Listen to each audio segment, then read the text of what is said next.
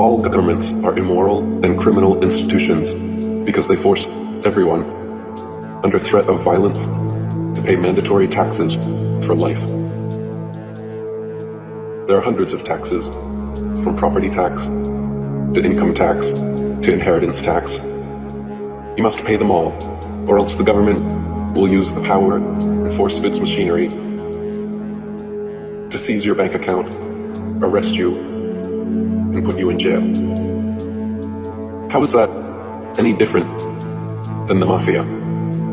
Governments demand we pay our dues regularly, promise us we'll be safe and protected if we do, and if we don't, agents come around to shake us down or put us away.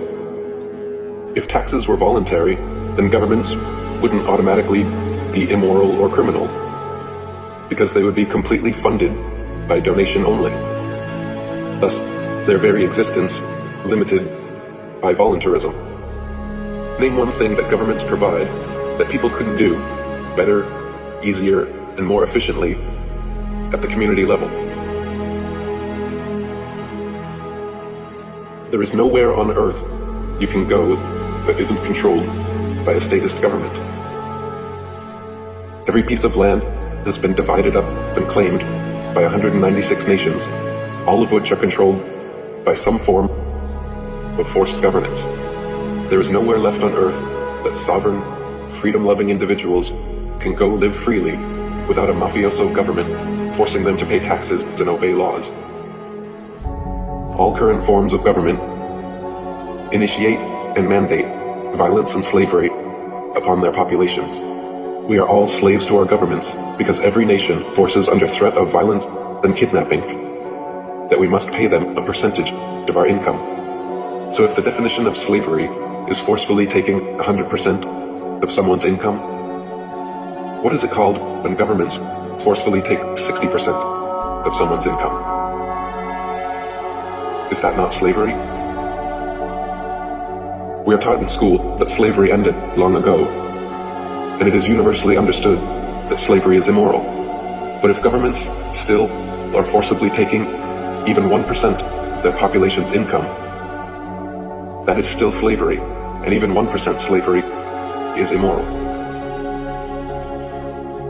The very definition of the word government is mind control, and the vast majority of people worldwide are absolutely mind controlled by their governments, medias, and education systems to believe that their statist government is a moral and altruistic institution that exists for the benefit of the people.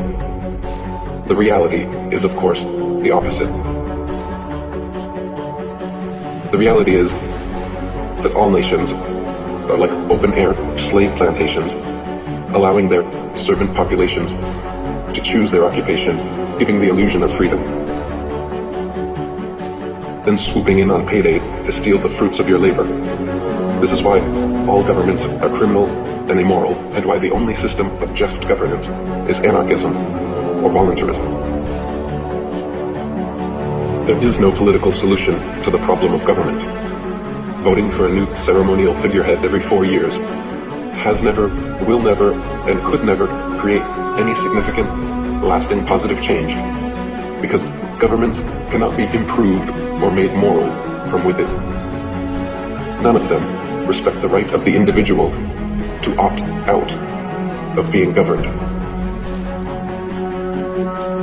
All governments around the world initiate the use of violence in the form of police and coercion in the form of taxes, and this is absolutely immoral and unacceptable.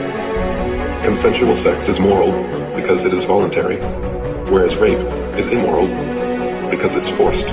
Similarly, things like charity donations and the free market are moral because they are voluntary, whereas theft and taxation are immoral because they are forced. The root problem festering within all governments around the world is not the rife internal corruption or criminality.